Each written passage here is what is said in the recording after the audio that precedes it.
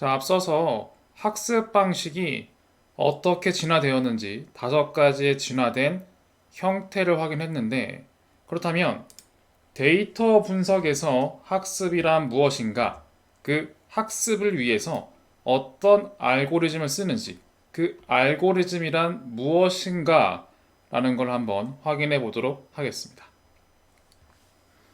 일단 학습, 러닝이라는 거는 다음과 같이 정의를 합니다.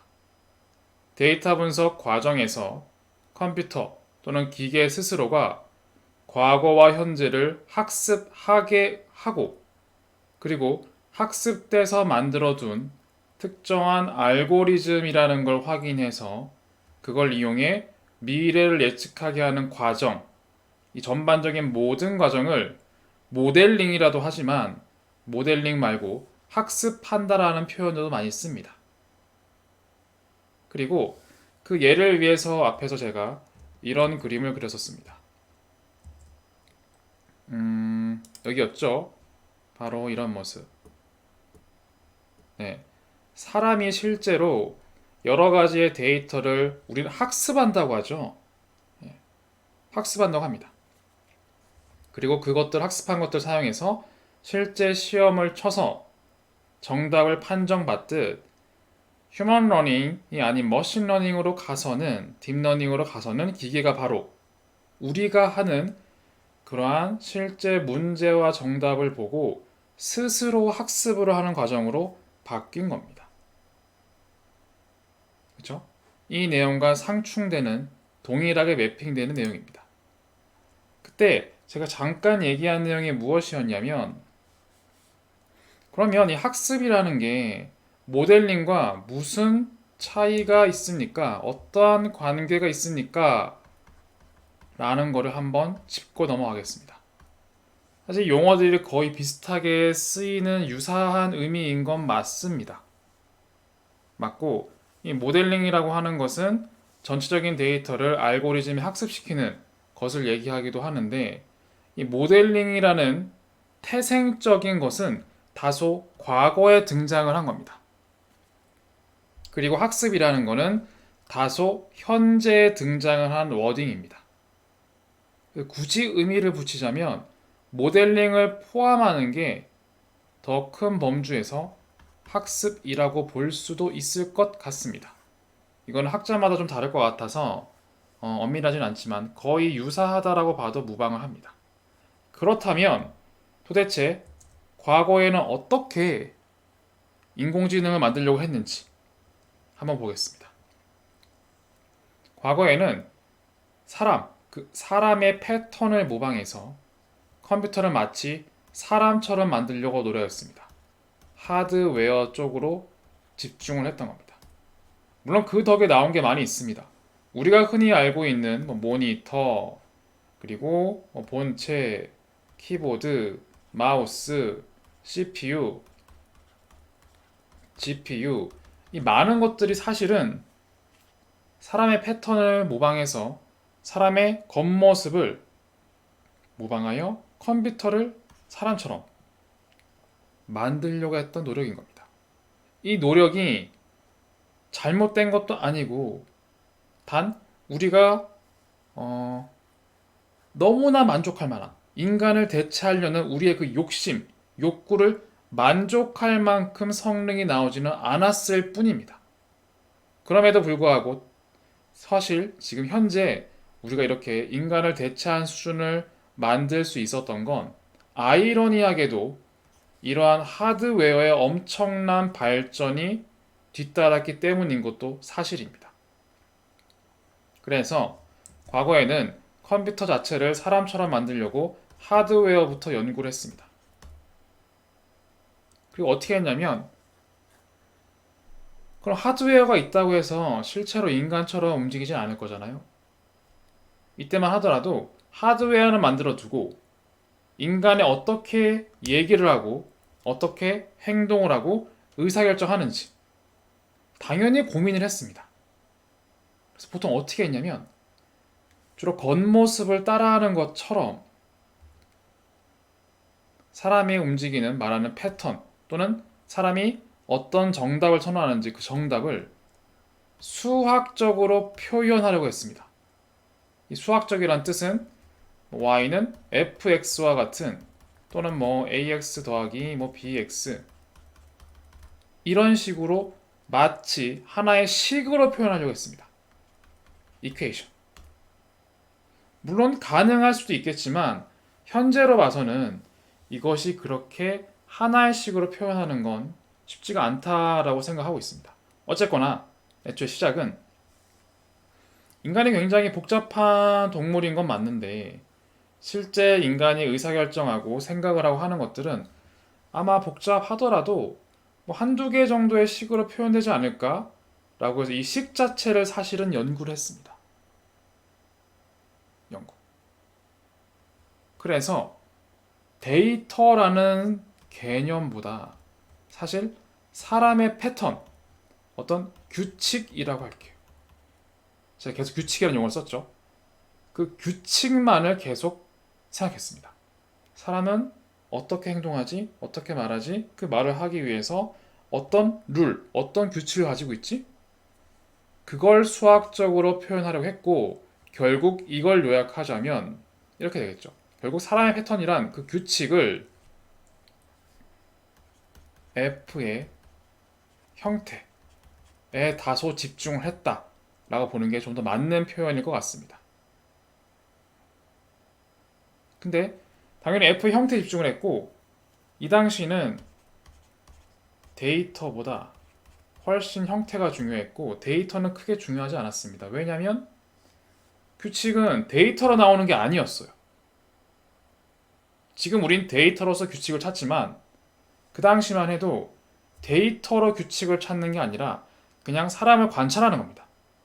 사람을 관찰하면서 규칙을 찾고 F의 형태를 규명하려 했기 때문입니다. 그런데 지금은 어떻습니까? 지금은 달라졌죠.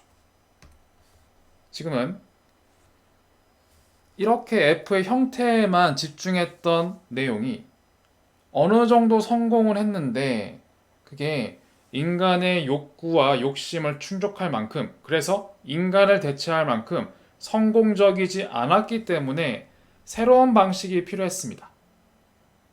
그 새로운 방식이 앞에 배웠던 머신 러닝처럼 규칙이라는 걸 이제 고려하지 않습니다.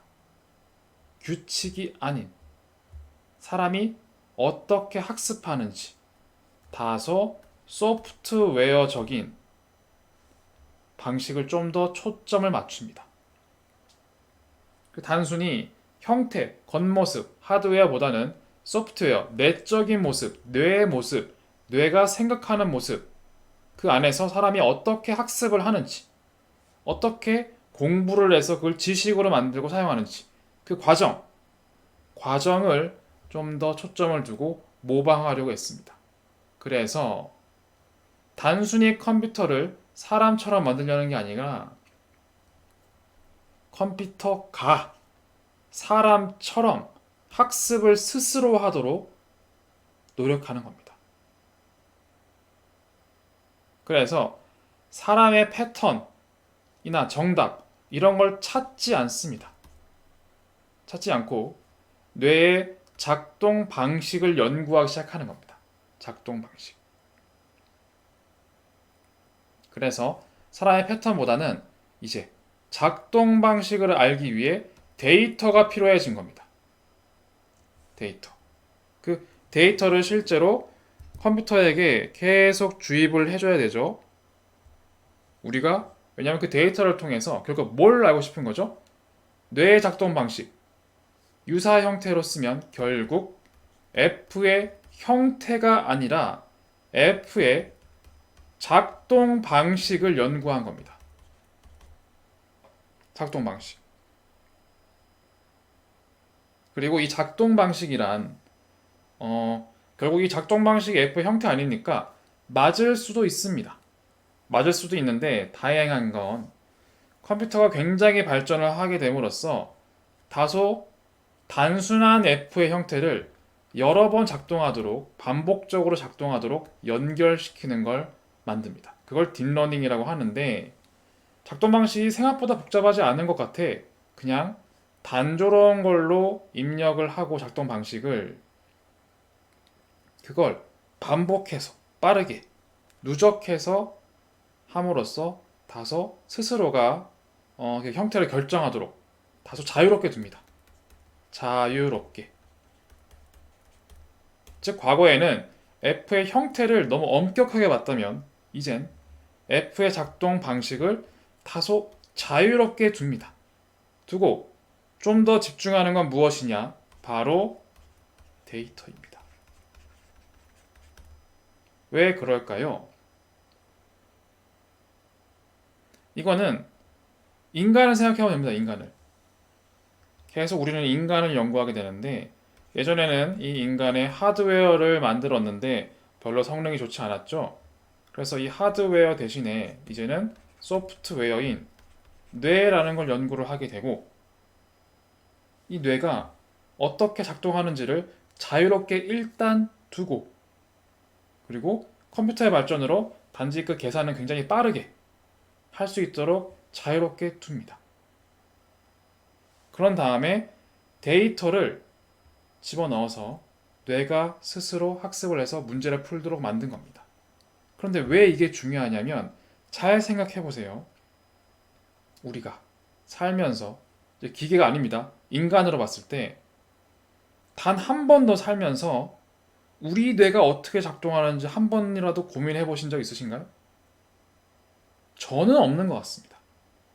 나의 뇌는 지금 내 눈에서 수집되는 이런 화면, 이런 데이터를 변경시켜서 뇌의 어느 부분으로 가고 있네.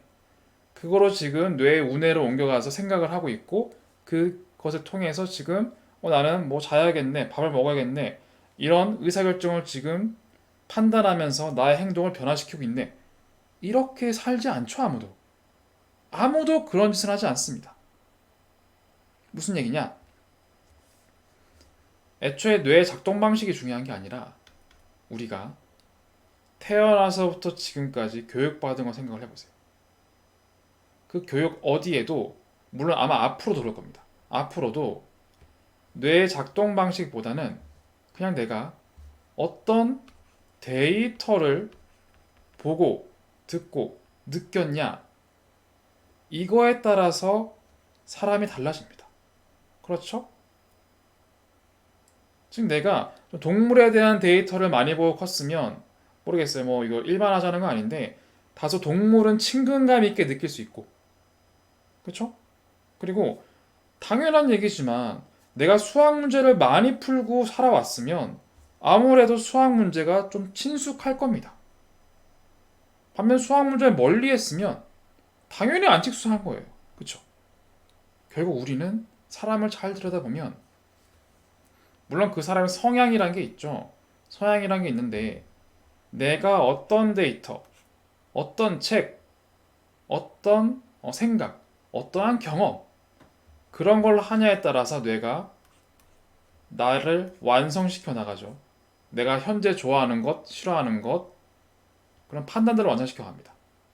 결국 나라는 존재는 어떤 데이터를 학습하냐에 따라 달라지는 것이지 나의 뇌가 어떻게 작동하고 있지? 이것 때문에 달라지는 게 아닙니다. 우리의 인생은. 그래서 우리가 학생들을 교육시킬 때 또는 직장인을 교육시킬 때 그리고 요즘은 아이들 태어난 아이들을 어떻게 교육시킬까 그런 고민을 학교든 어디든 굉장히 많은 고민을 하는데 결국은 뇌의 학생들의 요즘 뇌는 어떻게 움직이지? 이게 아닌 거예요. 요즘 태어나는 아이들에겐 어떤 데이터를 주는 게 미래에 가치 있을까를 연구하지 요즘 태어난 아이들의 뇌를 까봐가지고 뇌가 어떻게 움직이는지를 파악하지 않습니다. 그렇죠. 그래서 아하 그렇구나. 이때까지 우리가 너무 F의 작동 방식의 형태에만 의존을 했던 것 같다. 그건 중요하지 않네. 결국 데이터가 중요하네. 가 된 거예요. 그래서 현재는 F의 작동 방식은 다소 자유롭게 두고 이것보단 결국 데이터가 좀 더 집중이 된 겁니다. 이렇게 접근하는 게 우리 인간의 입장에서는 훨씬 맞는 것 같습니다. 그래서 예전에는 정리를 하자면 다소 데이터의 형태에 집중했다면 지금은 데이터가 아닌 F의 작동 방식을 자유롭게 두고 오히려 데이터에 좀 더 집중하는 형태로 바뀌었다는 겁니다. 그리고 그러한 방식, 앞에서 배웠던 사람의 작동 방식, 형태를 고민하는 게 아니라 그냥 나는 이 데이터 X와 Y 이 두 가지를 기계한테 주고 너가 스스로 알아서 학습해. 그러면서 사람이 어떻게 작동하는지 그 뇌의 구조를 이 F를 너 스스로 한번 만들어봐. 그렇게 기계학습과 딥러닝이 진화가 됐다라고 얘기를 했죠. 그렇게 발전한 겁니다. 그래서 이 F의 작동 방식은 현재로서는 그냥 딥러닝이라고 봐도 무방한 거죠. 이렇게 바뀐 겁니다. 근데 하나 더 포인트에서 얘기할 것 하나 있습니다. 무엇이냐면 자, 딥러닝이라는 게 도대체 언제 나왔을까요? 나온 지 꽤 됐습니다. 제가 아직 뭐 딥러닝 이런 내용을 강의하는 시간은 아니니까 자세하게는 안 하겠지만 딥러닝은 사실 1950년대에 나왔습니다. 이미 이 아이디어는 오래전에 나왔고 그리고 이거는 세계 2차 대전 그때도 많이 사용됐습니다. 그때도 이미 이 딥러닝에 관련된 기계가 있었습니다. 그 관련된 게 영화도 있습니다. 영화.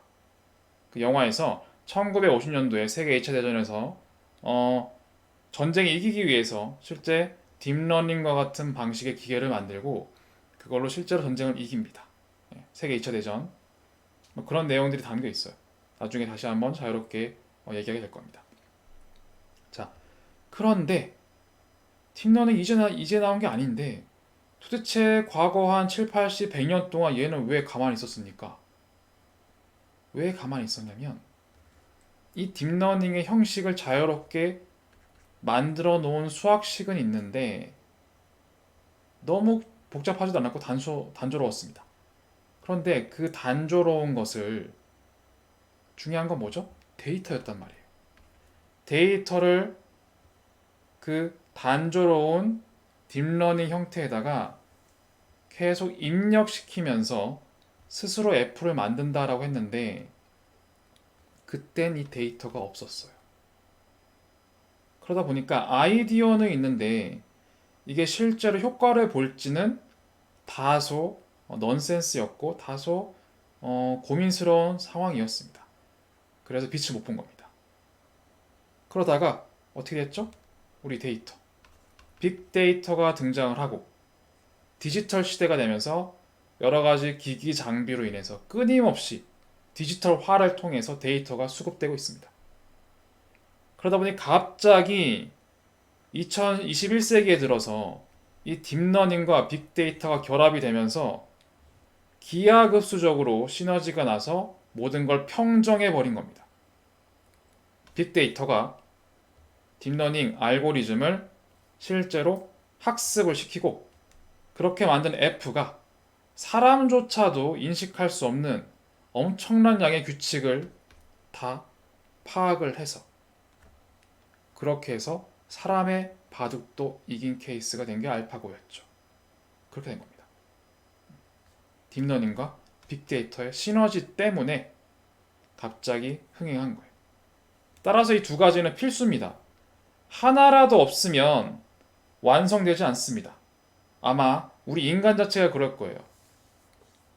우리 인간이 어떻게 생각하는지 그리고 공부하지 않으면 바보인 건 당연한 거고요. 저도 마찬가지입니다. 지금부터라도 아무것도 안 하고 멍 때리고 있으면 바보가 될 건 마찬가지입니다. 즉 아무런 데이터를 입력시켜주지 않으면 뇌는 머리를 쓰지 않죠. 따라서 하나만 연구하는 게 아니라 결국 이 두 개의 연구가 끝나고 나니까 그 시너지로 인해서 모든 걸 평정하게 된 겁니다. 이해되시죠? 그래서 우리는 지금 현재는 사람의 학습 방식을 모방하여 컴퓨터가 사람처럼 스스로 학습하도록 관점을 바꾼 것입니다. 그렇게 해서 과거 대비 현재가 달라진 거고 그 이유 때문에 예전에는 f의 형태에 집중했기 때문에 이걸 모델링 한다라고 다소 했다면, 혹은 모델을 만들자, 모델링 하자 이렇게 했다면, 이제는 f 형태는 자유롭게 두고 이것보다 데이터가 훨씬 중요하죠. 즉 데이터를 마치 사람처럼 f에게 학습을 시킨다 라고 표현하기 시작한 겁니다. 그래서 f한테 학습을 시켜서 스스로 f를 만들어 봐. 사람은 f를 만드는 거 실패했고 너는 이제 할 수 있어. 데이터는 다 줄게. 사람은 데이터 다 기억하지 못해. 너는 기억할 수 있잖아. 그러니 데이터를 써서 너가 스스로 사람이 이때까지 모델을 만들려고 애써왔던 그걸 너가 스스로 해보렴 하고 맡긴 거죠. 그래서 이젠 기계가 사람처럼 학습을 하고 문제를 스스로 알아서 해결하게 된 겁니다. 그래서 학습이라고 부르기 시작하는 겁니다. 이해되시죠? 그래서 다시 한번 얘기하면 모델링 그리고 학습이라는 것은 거의 유사한 용어인데, 모델링은 과거부터 지금까지 계속 써오던 용어고, 학습이라는 건 다소 현재부터 딥러닝의 시대부터 많이 사용되던 용어다 이렇게 생각하시면 됩니다. 그리고 알고리즘이란 결국 데이터를 F에게 학습시키죠. 데이터를. 그때 그럼에도 불구하고 이 F가 여러 종류가 있습니다. 간단하긴 한데 여러 종류의 간단함이 다소 있습니다. 이것들을 주로 알고리즘이라고 합니다. 그래서 데이터를 학습하게 되는 그런 F의 형태. 그런데 F 형태인데 과거의 F 형태 방식, 수학적으로만 표현하려는 게 아니라 다소 좀 더 자유롭게 변화할 수 있는 그런 알고리즘이다. 이렇게 생각하는 게 좀 더 맞는 것 같아요. 이 알고리즘은 수학적 표현은 맞는데 좀 더 자유로운 알고리즘이다. 자유로운 변경할 수 있는 수학적 표현식. 이렇게 이해하는 게 나을 것 같습니다. 자, 그런데 왜 학습이라고 부르는지 그 내용, 그리고 알고리즘과 학습, 모델링 관계를 확인해 보았고, 이제 우리는 뭘 할 거냐면 데이터 분석에서 학습과 알고리즘이 무엇인지가 궁금했다면 이제 좀 더 데이터 분석 관점을 한번 들여다볼 때가 됐습니다. 계속 저희는 학습 방식의 진화, 결국 이 알고리즘의 진화를 배웠고, 그 알고리즘이 결국 데이터를 통해 스스로 학습하는 방식이다 라는 프레임워크는 배웠는데, 이게 데이터 분석 전체에서 어떤 포지션인지 어떤 위치인지 이런 것들을 한번 살펴볼 필요가 있습니다. 자, 아래 그림을 보겠습니다. 아래 그림. 계속 저희가 표현해 놓은 식 중에 하나가 y는 fx라는 식이 있습니다. y는 fx. 그렇죠?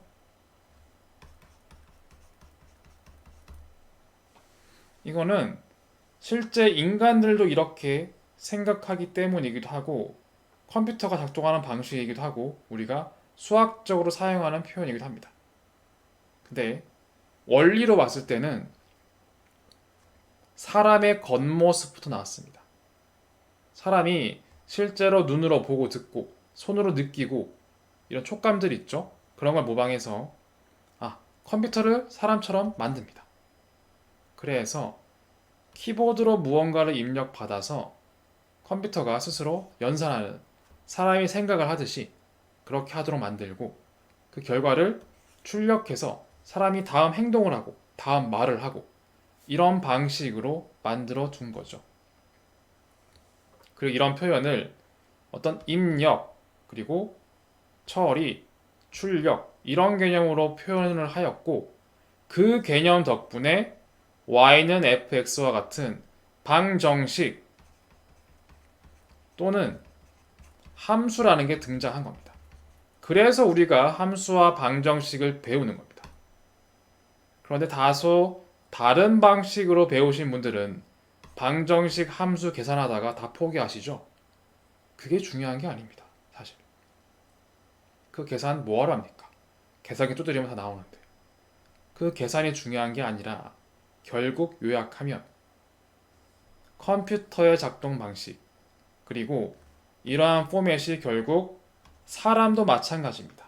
우리도 어떠한 정보를 받아 생각을 하고 그 결과 말이나 행동으로 출력을 하죠. 그 방식처럼 컴퓨터, 사람, 그리고 컴퓨터와 사람이 구성하고 있는 우리의 삶 전체, 비즈니스, 사회, 경제, 문화 모든 곳들은 결국 이런 y는 fx의 형태, 입력, 처리, 출력 방식으로 다 표현을 할 수가 있기 때문에 그 이유 때문에 방정식과 함수를 배우고 그거를 작게, 심플하게 표현한 다음에 한번 계산 좀 해봅시다 라고 한번 여러분들에게 제시를 하는 것이지 그 계산이 목적이 아닙니다. 절대로. 절대 목적이 아닙니다. 우리가 모든 현실에 있는 모습들, 우리 삶에 있는 모습들, 우리의 경험과 생각과 그리고 우리의 삶, 심지어 사람들끼리 대화하는 것, 커뮤니케이션, 친구 관계 전부 다 y는 fx를 표현할 수 있습니다.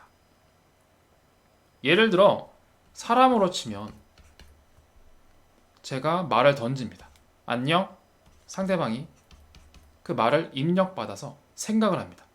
얘가 나한테 왜 말을 걸지? 나랑 친해지고 싶은 건가? 아닌 건가? 생각을 하죠. 지내고 싶으면 출력합니다. 하이, 그쵸? 지내고 싶지 않으면 너 누구야? 안녕. 이렇게 되는 거죠. 그쵸? 대화도 마찬가지로 입력, 처리, 출력이 되는 겁니다. 이해되시죠? 이 사람을 못 따서 사람 대신 우리는 컴퓨터라는 걸 만들어 둔 것 뿐입니다. 그것이 컴퓨터고 사람, 이 사람들이 구성하고 있는 비즈니스, 경제, 사회 모든 문제들 결국 함수식으로 표현할 수가 있다 라는 것이고 제가 이걸 자세하게 얘기하는 이유는 결국 그 중에 하나인 데이터 분석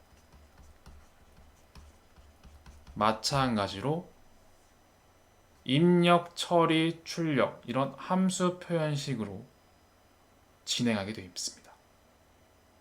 보시면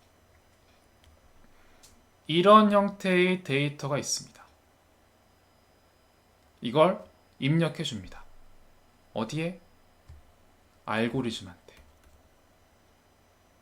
학습 알고리즘한테. 그렇죠? 입력해 주고 이 형태를 일단은 이렇게 간단한 형태로 두어봤습니다. 이 형태에 너무 의존하지 마세요. 그냥 써놓은 겁니다. 어쨌든 알고리즘한테 입력을 하면 알고리즘은 이걸 사용해서 무언가 값을 출력합니다. y를. 그리고 출력된 y가 있으면 실제 정답이 있을 거예요. 왜? 통상 데이터 분석을 보통 뭘부터 하죠? 과거 데이터부터 합니다. 따라서 과거니까 지나왔던 어떤 정답이 있을 겁니다. 그래서 이 y의 출력과 실제 목표나 정답 두 개를 비교합니다. 평가 검증.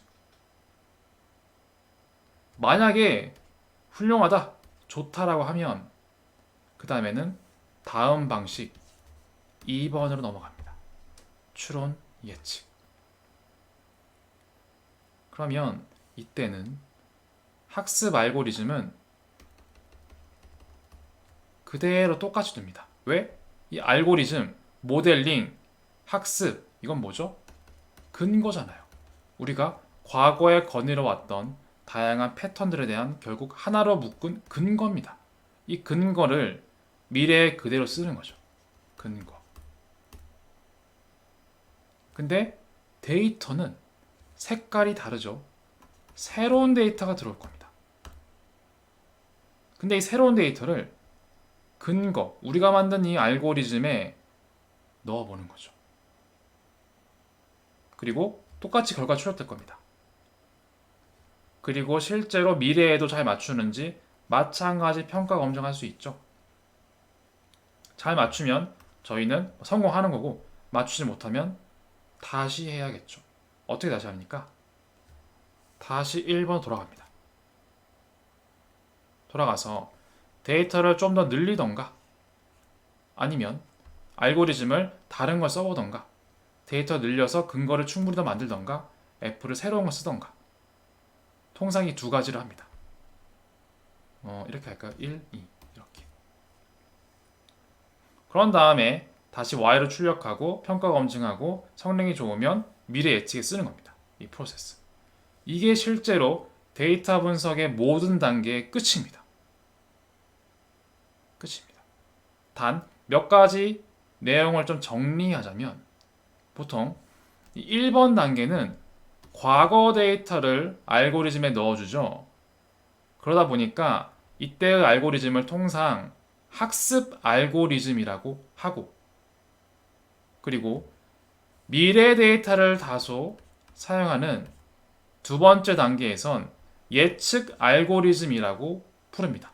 두 개가 동일한 알고리즘일지라도 목적에 따라서 학습용이냐 예측용이냐에 따라서 학습 알고리즘, 예측 알고리즘이라고 합니다. 그리고 과거 데이터를 사용하는 이 첫 번째 단계는 모델링이라고도 하고 최근에는 학습한다라고 합니다. 이 데이터를 기계한테 학습시키는 거기 때문이죠. 이 F에 학습을 시켜서 이 F가 스스로 만들어내는 거죠. F의 작동 방식을. 그래서 이 과정을 자세히 한번 보면 이 플로우가 하나 더 있습니다. 하나 더 있죠. 이렇게. 즉, 사실 과거 데이터에서도 입력과 출력을 받아서 검증했더니 성능이 좋지 않으면 보통 안 좋을 가능성은 없습니다. 처음부터 잘 나온 경우는 거의 없습니다. 그러면 데이터를 늘리던, 줄이던, 새롭게 하던, 알고리즘을 다시 한번 업데이트 하던 이 두 가지밖에 없습니다. 그런 데이터를 바로 이 F에 학습시키기 때문에 과정상 이 전체를 모델링이라고도 하고 학습한다, 학습 과정 중이다, 지금 학습 중이야 이렇게 얘기를 하는 겁니다. 그리고 이 학습 결과 성능이 아주 좋게 되면 학습 과정 끝났어, 이제 예측해야 될 것 같아, 이런 식으로 통상 얘기합니다. 그래서 데이터 분석은 정리하면 학습 과정과 예측 과정으로 나뉜다. 그리고 이 데이터 분석 내부 학습 과정, 예측 과정 모두에 있어 결국 y는 fx의 방정식 함수의 형태처럼 데이터를 입력받고 그리고 처리하고 결과를 출력한 다음에 평가 검증을 해서 그 오류가 있겠죠, 오류. 그걸 반영하여 다시 한번 데이터와 알고리즘을 업데이트하는 그런 방식을 계속 반복하면서 기계가 스스로 F의 작동 방식을 만들어내는 겁니다. 그래서 어떻게 해야 좋을까요? 당연히 데이터가 많을수록 이 반복이 많아질 것이고 반복이 많아지면 이 알고리즘 때문에 훨씬 이렇게 만들어진 F의 작동 방식이 정확해질 거라는 겁니다. 그래서 딥러닝이 1950년에 나왔어도 그 로직은 나온 지가 오래됐어도 이게 진짜 효과가 있는지 알 수가 없던 겁니다. 그런데 빅데이터의 등장으로 시너지가 엄청나게 난 거죠. 그렇게 이해를 하시면 될 겁니다. 자, 그래서 정리하면 데이터 분석에서 학습 그리고 알고리즘이란 과거에는 다소 모델링이라고 했는데 현재는 단순히 컴퓨터를 사람처럼 만들려는 게 아니라 컴퓨터가 사람처럼 학습하도록 만드는 데 좀 더 포인트가 되어 있기 때문에 그때부터 학습시킨다, 알고리즘한테 데이터를 학습시킨다 이런 식으로 많이 표현이 바뀌었고 단순히 사람의 작동 방식 그리고 컴퓨터의 작동 방식 그리고 컴퓨터와 사람을 통해서 작동되고 있는 우리의 사회 전반적인 모습 모두에서 결국 함수식 y는 fx로 표현될 수 있는 것처럼 데이터 분석도 마찬가지 표현식으로 구성이 되어 있다. 그런데 과거 데이터를 알고리즘에 학습시키는 학습 단계와 그리고 실제 학습이 잘 됐을 경우에 미래에 그 학습된 알고리즘을 예측해보는 방식으로 두 번 나뉘어져 있는, 두 단계로 나뉘어져 있을 뿐이다. 이렇게 해서 데이터 분석 과정 이해를 했고요. 그 안에서 알고리즘을 통해 데이터를 학습시킨다. 그것이 무슨 의미인지를 확인해 보았습니다.